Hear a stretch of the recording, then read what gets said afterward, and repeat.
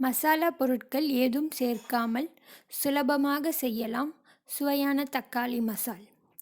இட்லி, தோசை, அடை, சப்பாத்தி, பூரி அனைத்திற்கும் மிகவும் ருசியாக இருக்கும். செய்முறை: சூடான வாணலியில் எண்ணெய் ஊற்றி காய்ந்ததும் கடுகு,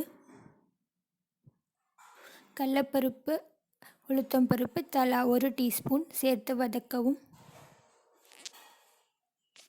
பச்சை மிளகாய் 2 சேர்த்து வதக்கவும். பின் 10 அல்லது 15 பல் பூண்டு சேர்த்து வதக்கிய பிறகு 2 பெரிய வெங்காயம் நறுக்கியது சேர்த்து வதக்கவும்.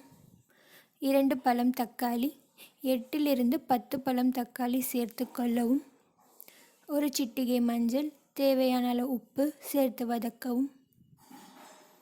நன்றாக கொதிக்கட்டும்.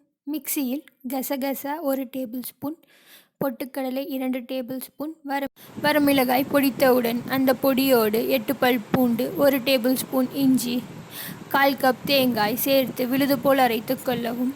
வாணலியில் தக்காளி 5 நிமிடம் கொதிக்கட்டும். பின் தேவையான அளவு தண்ணீர் சேர்த்து கொள்ளவும். 5 நிமிடம் கொதிக்கட்டும்.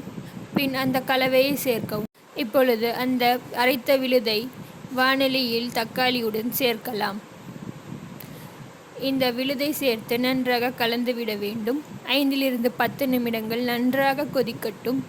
இந்த மசாலில் மசாலா பொருட்கள் ஏதும் சேர்க்கவில்லை. அதனால் இவ்வாறு கொதித்தால் மட்டுமே ருசியாக இருக்கும். கறிவேப்பிலை, கொத்தமல்லி சேர்த்து நன்றாக கலந்து விடவும். அவ்வப்போது கலந்து விட்டு கொதிக்க விடவும். Like, share, subscribe to Zohra kitchen. மற்ற வீடியோக்களையும் காணுங்கள். தங்கள் கருத்துக்களை பகிருங்கள். சுலபமாக செய்த சுவையான தக்காளி மசால் தயார்.